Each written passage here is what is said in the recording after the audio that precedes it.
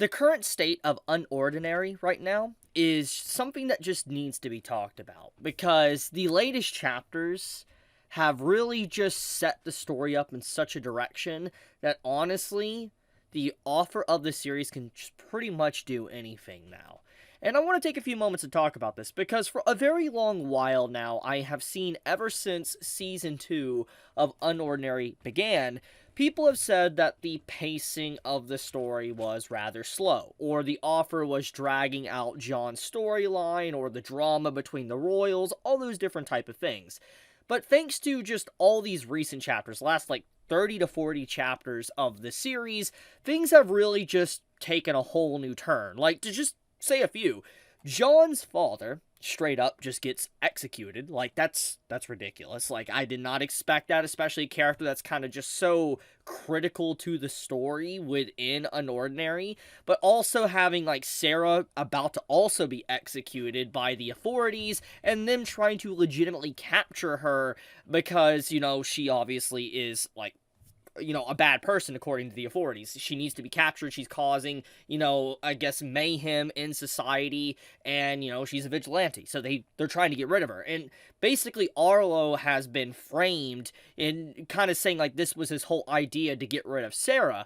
Then we also have stuff going on with just like Sarah's overall involvement with everything that's been going on with like, just the different organizations she's been working with to just, vigilantes, and then how she's going to have to go on the run. But not just Sarah, but a bunch of characters now are going to have to go on the run thanks to everything that's been going on with the story as of late. So let's get into the first bombshell first. Jon's father that got killed.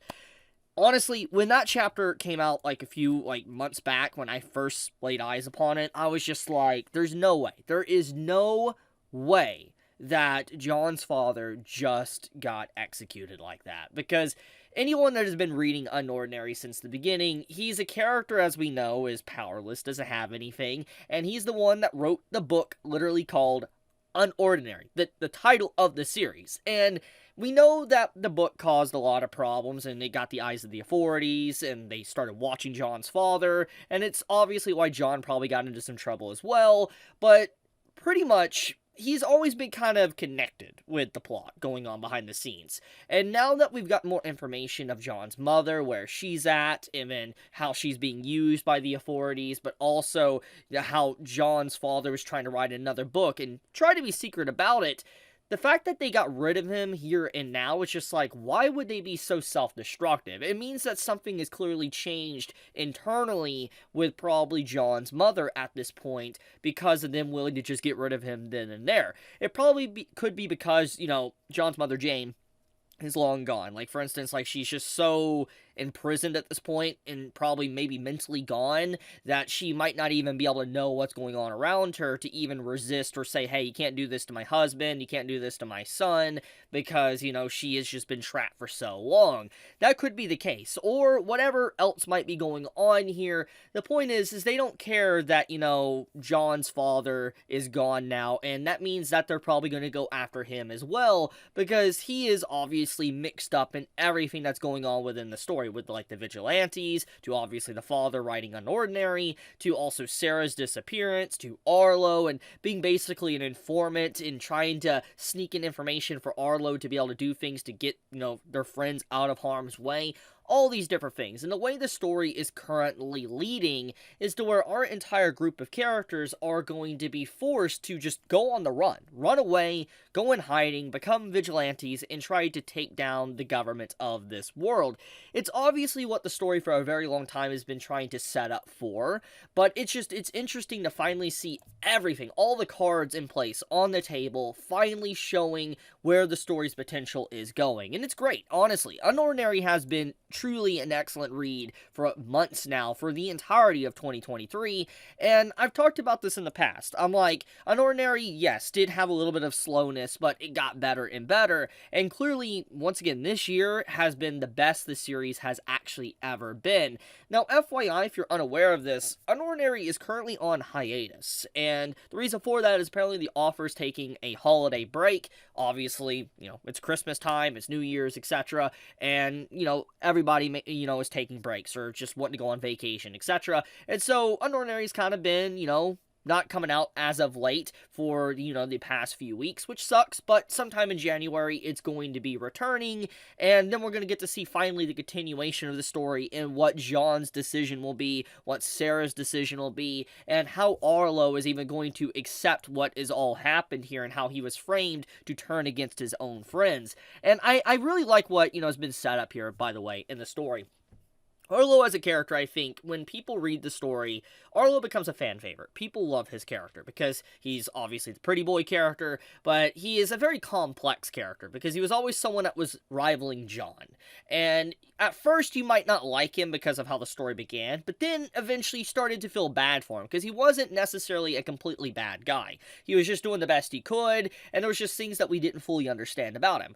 And as the story has progressed, we got more backstory to him, and we've learned more about what motivates him or his objectives to be a part of the government and be an authority. It's just like, you feel for him because he's in a tough spot, and now he has to choose, does he want to go after his dream goal, for instance, being a part of the government and working with his aunt and all that, and throw all the stuff he's spent his entire life building up for, just for his friends that he's met in high school. And he's obviously seen a lot of corruption. He knows that there's stuff going on, but he realizes if he takes that step away from his dream, he's instantly going to be like enemy number one, and he's going to be executed on the spot. And it's even clear, thanks to these latest chapters that have come out, that not even the aunt of Arlo can no longer protect him. Like, she tried to set it up to make it seem like, it was his plan to get rid of Sarah, but we know that's not true. And he confronts her about it, but she's like, look, I know you're doing these, things behind the scenes and all that, but if you continue this, I cannot even no longer protect you. And we know how, Arlo's aunt is. She's clearly corrupt. She works for Ember. She kills vigilantes. She's not a good person by any means. And she's clearly using Jon's mother, Jane's ability to make herself stronger as well. So there's a lot of complexities here with this dynamic of characters, because once I think Jon finds out the truth completely about his mother, and then, Arlo finds out, it's going to make the relationship between Arlo and Jon even more complicated than it's been since basically their introduction, when they first were introduced to each other. And I don't know, it just seems like as more of the series progresses, these two characters that obviously have always been at odds with each other, wanting to fist fight and beat the crap out of each other, now have come basically to a mutual understanding. They respect each other, even if they might not fully ever admit that.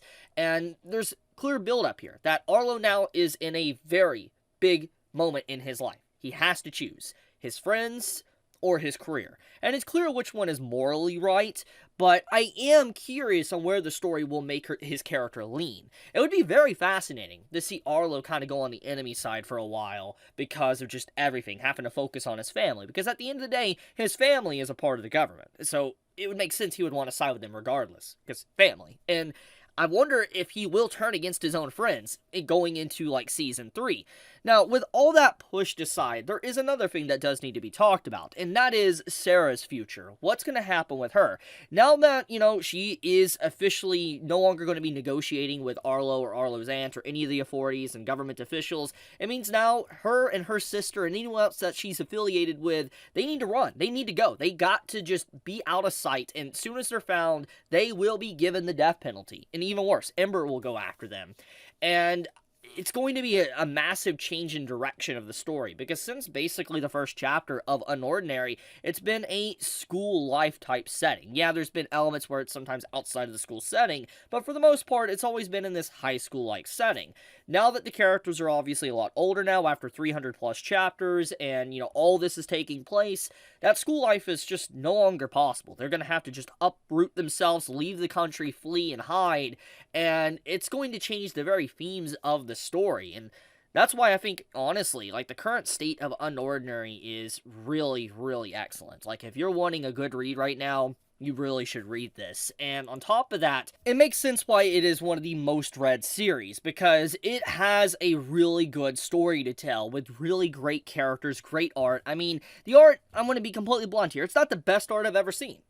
But it is a very good, art style that fits the setting, and I don't know, I like that. I like how the series' art has evolved since the beginning as well. You go back to the first chapter and you come back to, the latest chapters, it's night and day with how the series looks. And that's one of the things I really appreciate about long series. You can really just see the evolution of art from an author and, an artist, and just how they've improved over time to draw their characters, the characters' eyes, or the facial expressions. And that's something I've always enjoyed. Like, when I read Tokyo Ghoul for the first time, and if you go back to, like, the first chapter of, like, Tokyo Ghoul, and then you go to, like, one of the final chapters of Tokyo Ghoul Re, you will see just how different Ishida evolved over time as well. So, I don't know, I always appreciate this type of things within stories. You can only really see that with long stories, though, because usually short series that only last maybe like 50 chapters or 100 chapters, you might see some difference, but it's not going to be as huge as very long-running series that's been going on for like years. But anyways, with that being said, though, the current state of unOrdinary, it is the best it's ever been. If you really have been sitting on the fence and waiting for a very long time now to get back to the story, like you shelved it or whatever, now is the time, since technically Season 2 has officially concluded. We're waiting for it to return, and the story is now at a really great moment. Dive right into it right now. So, if you're interested in reading this series, and you do want to read it for yourself, I will have a link in the description. You can click on all that, and once again, the series is completely free to read, don't need to pay anything and all that. It's officially released on Webtoon.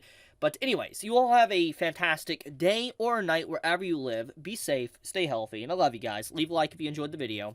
Chibi out.